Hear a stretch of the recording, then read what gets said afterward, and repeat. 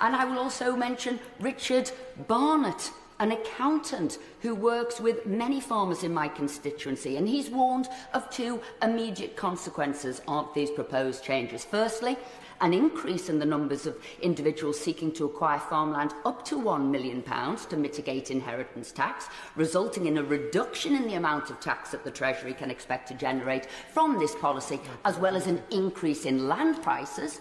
And the second, he'd expect consequences of these changes would be that the financial industry will enter the land market, with individuals investing up to £1 million in farmland, acquiring it, and then what we will see actually is farmland being lost. The government's proposed changes to farmland acquisition expose yet another example of short-sighted policymaking that prioritizes financial interest over the long-term welfare of the nation.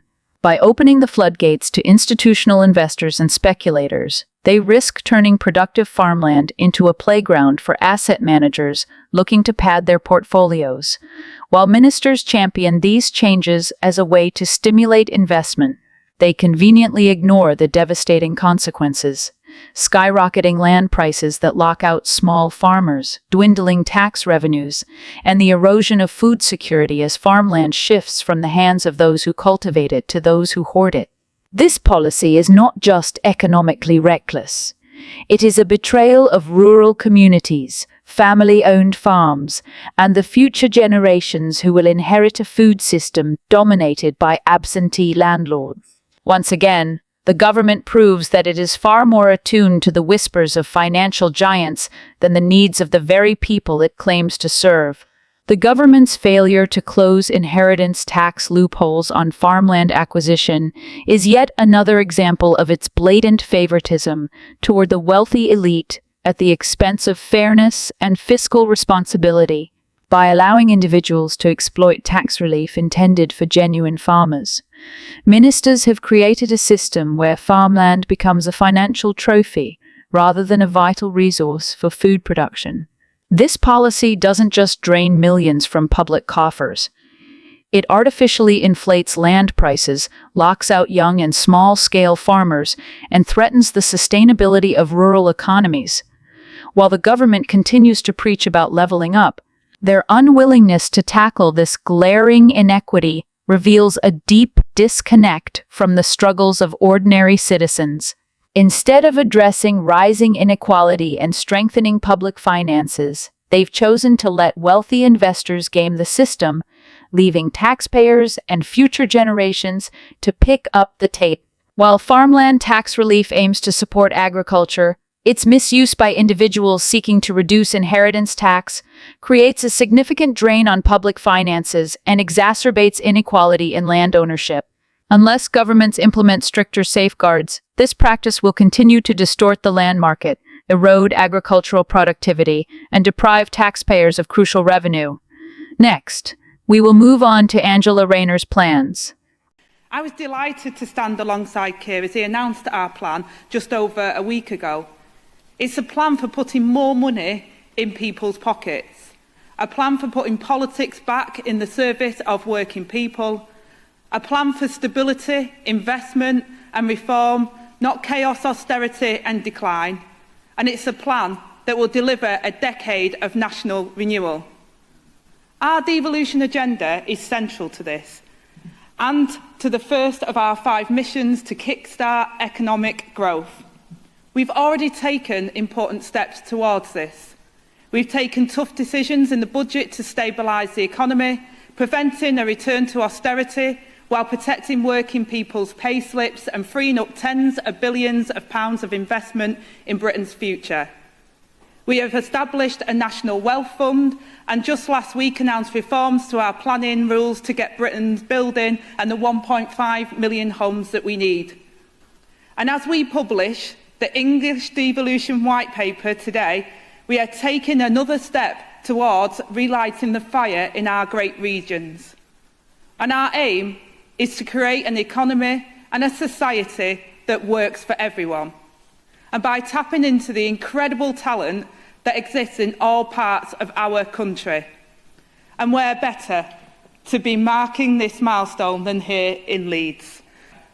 And through our devolution reforms today, we will back our mayors to deliver even more. And it's about time. For all the promises about levelling up, after 14 years of chaos and decline, our regions are more divided than ever. That's what happens when you spend a decade pitting communities against each other. Now the foundations of a good life are crumbling, and it's no wonder.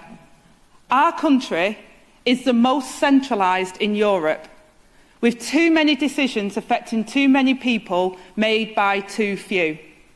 And in micromanaging by central government and short-term sticky plaster politics, and you've got a doom loop of real problems going unaddressed in Britain's regions. The Labour Party's grandiose promises of boosting economic growth and supporting working people sound impressive on paper, but once again, the devil is in the details. While Angela Rayner and her colleagues champion their vision of investment and reform, they remain suspiciously vague on how this will be funded without plunging the country into deeper debt or overburdening taxpayers. Their rhetoric of stability rings hollow when businesses face the threat of higher regulation and the economy teeters on the edge of stagnation.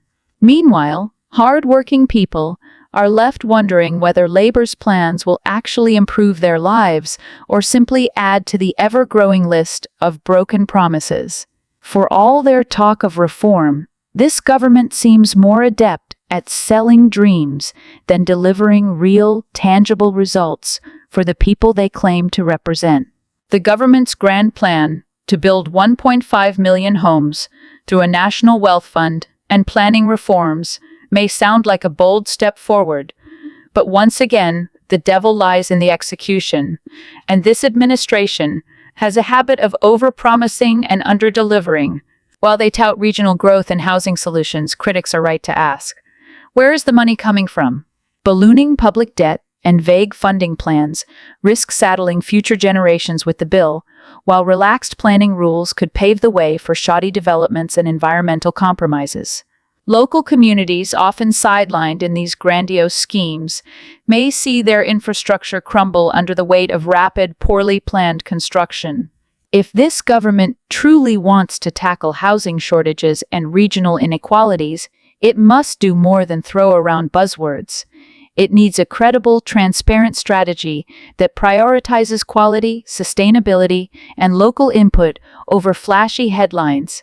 Following that, Yvette Cooper once again used grandiose rhetoric on television. Would it have been better if more of your colleagues had had experience in government like you? If you're asking me, would it have been better if we hadn't had 14 years in opposition? Then yes, I strongly agree with you. And then more people would have had recent experience, because 14 years of opposition, has been a tough period. But what it also means, though, is I do think we have inherited actually is a much more difficult situation than in 97 when I was first elected. A lot of damage had been done in 97, but that is nothing compared to really the damage, the chaos really throughout the system, damage to the economy, to the public finances, the scale of damage to the public finances and to our public services. We've seen it in policing, but the NHS, I see in my own constituency, the huge damage to the NHS. That is a challenge to deal with that. That leads to much more serious challenges than I think we faced last time round. But that's why I think we've been so determined to move at such pace over the last 6 months. Yvette Cooper, thank you so much for speaking to us today. Thanks, Laura. Yvette Cooper's latest television appearance was yet another exercise in performative bluster, a masterclass in saying much while committing to very little. With her usual flair for dramatics, Cooper delivered a litany of carefully rehearsed sound bites, all designed to position herself as the voice of reason in a party that often struggles to project competence.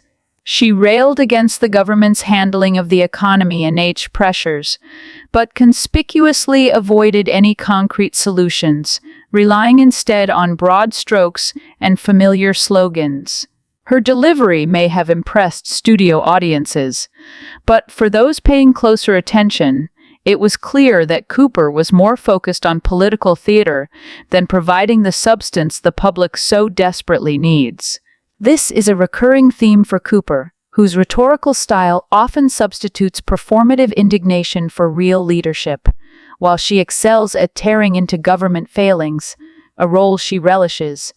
Her grandstanding offers little clarity on what Labour would actually do differently. The nation's economy remains sluggish. The A is under unprecedented strain, and voters are right to ask, where is the Labour alternative? Instead of offering a vision for recovery, Cooper's televised appearances increasingly feel like auditions for the top job in her party, leaving many to wonder if her priority is ambition rather than solution. For all her flourishes, Cooper's showy interventions risk wearing thin. Voters aren't looking for polished takedowns or media-savvy critiques. They want serious, actionable plans to fix broken systems. Until Cooper and her colleagues trade theatrics for practical policy, her performances will remain just that, performances. The Labour Party cannot rely on rhetoric alone to win back public trust, no matter how slick the delivery. Thanks for watching. Don't forget to comment below, hit that like button, and subscribe for more updates. Join the conversation on Telegram. The link's in the description. See you in the next one.